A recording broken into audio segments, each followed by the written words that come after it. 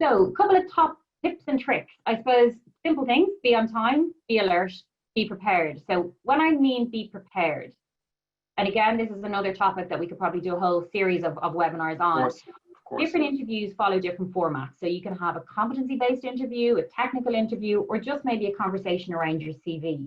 So it's important when you're booking in the interview to know what style of interview the interviewers are going to follow with you, so you can then prepare correctly. Yeah, you mentioned competency-based. What is that all about? So competency-based interviews are probably the most popular kind of interviews we see companies doing at the moment. Right. And it's merely a way of asking questions that require you to give scenarios or examples in your answers. So an example might be, tell me a time of when you've demonstrated leadership, or tell me about a time where you had to handle conflict in the workplace.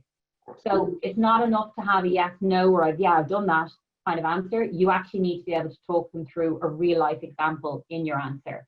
And you'd be surprised how hard it is to think of those examples kind of off the top of your head. On the spot, yeah. So it is important to prepare those. You can probably prepare 5 or 10 different questions, and then look at, I suppose, intermingling them depending on what the competency is. Again, if you Google competency-based interviews, you'll have lots of examples online that you can use, or if you're partnering with a recruiter, they will go through that with you ahead of time.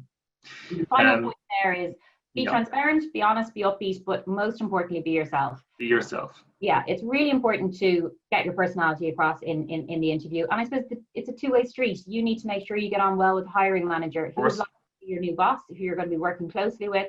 So you do need to ensure that you kind of get that feel as well. But yeah, so they're the top tips and tricks, but there's a lot of work that needs to go in beforehand before you even get to that point.